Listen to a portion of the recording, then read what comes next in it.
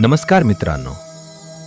आपल्या हिंदू धर्मात दर 3 वर्षांनी एक असा महिना येतो ज्या महिन्यात कोणतीही लग्नकार्य होत नाहीत, मुंज होत नाही की गृहप्रवेश होत नाही. पण तरीही या महिन्याला 100 यज्ञ करण्याइतका पवित्र मानलं जातं. या महिन्यात जावयाला सोन्या चांदीचे दिवे आणि अनारसे दान केले जातात. हो, तुम्ही अगदी बरोबर ओळखलं. मी बोलतोय अधिक मासाबद्दल, ज्याला आपण पुरुषोत्तम मास किंवा धोंड्याचा महिना सुद्धा म्हणतो. पण कधी विचार केलाय का की दर 3 वर्षांनीच हा महिना का येतो? या महिन्याला पुरुषोत्तम हे नाव कसं पडलं आणि या महिन्याचं एवढं महत्त्व का आहे? आजच्या व्हिडिओमध्ये आपण यामागचं वैज्ञानिक आणि पौराणिक कारण अगदी सोप्या भाषेत जाणून घेणार आहोत. व्हिडिओ शेवटपर्यंत नक्की बघा. अधिक मासाचे वैज्ञानिक आणि खगोलीय कारण. सगळ्यात आधी आपण समजून घेऊया की हा महिना कॅलेंडरमध्ये येतो कुठून. यामागे एक खूप सुंदर खगोलशास्त्र आहे. आपले हिंदू पंचांग हे 2 गोष्टींवर चालते. एक म्हणजे सूर्याची गती आणि दुसरी चंद्राची गती.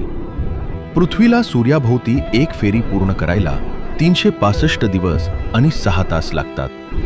याला आपण सूर्यवर्ष म्हणतो.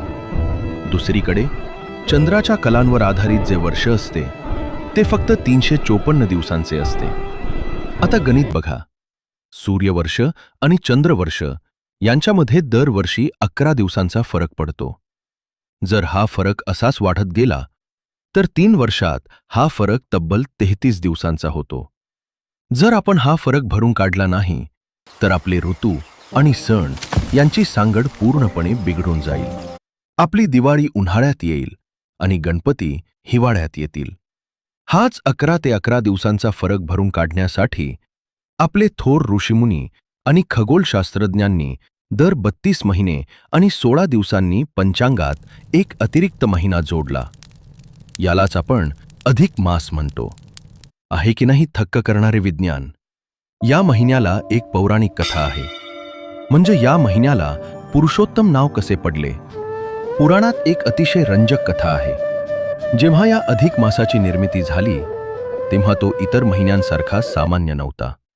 प्रत्येक महिन्याला एक अधिपती देव असतो, पण अधिक मासाचा कोणताही स्वामी नव्हता. त्यामुळे या महिन्यात कोणतेही शुभकार्य होत नव्हते.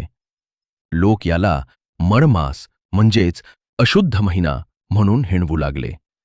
या अपमानामुळे दुःखी होऊन अधिक मास स्वतः भगवान विष्णूंकडे गेला आणि रडू लागला.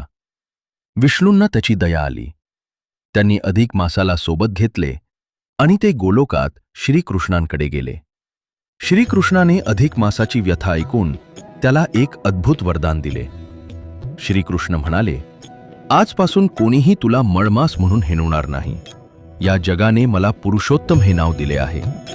आजपासून मी तुझा स्वामी असेन आणि हा महिना पुरुषोत्तम मास म्हणून ओळखला जाईल. श्रीकृष्णाने पुढे असेही सांगितले की या महिन्यात जो कोणी माझी भक्ती करेल त्याला इतर महिन्यांपेक्षा 1000 पटीने अधिक पुण्य लाभेल. आपल्या महाराष्ट्रात या महिन्याला एक वेगळीच आणि गोड परंपरा आहे. ती म्हणजे धोंड्याचा महिना. या महिन्यात सासू सासरे आपल्या जावयाला घरी बोलावून त्याचा मोठा सन्मान करतात. जावयाला विष्णूचे रूप मानले जाते. या दिवशी जावयाला 33 अनारसे किंवा पुरणपोळ्या धोंडा म्हणून दिल्या जातात. सोबतच तांब्याचे किंवा चांदीचे दिवे दान केले जातात. धोंडा म्हणजे कठीण दगड. आपल्या मुलीच्या आयुष्यात आलेली सगळी कठीण संकटे दूर व्हावीत आणि जावयाच्या रूपाने तिच्या घरात विष्णूचा आशीर्वाद राहावा, हाच यामागचा शुद्ध हेतू असतो. मित्रांनो, हा महिना भौतिक सुखासाठी नाही तर आध्यात्मिक उन्नतीसाठी आहे. म्हणूनच या महिन्यात काही नियम पाळले जातात. काय करू नये? या महिन्यात लग्न, मुंज, नवीन घर खरेदी किंवा नवीन व्यवसाय सुरू करणे यांसारखी काम्यकर्मे, स्वतःच्या फायद्याची मोठी कार्ये वर्ज्य मानली जातात. काय करावे? या महिन्यात दानधर्माला प्रचंड महत्त्व आहे.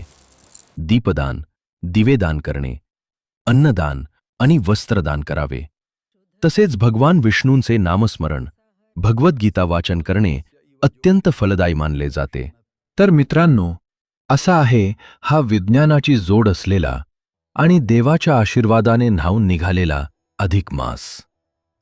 तुमच्या घरी यंदा जावयाला काय बेत केलाय मला कमेंट करून नक्की सांगा.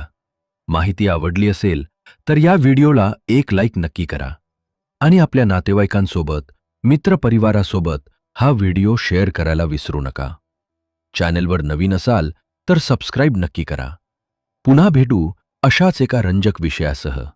धन्यवाद. जय श्रीकृष्ण. हरी विठ्ठल.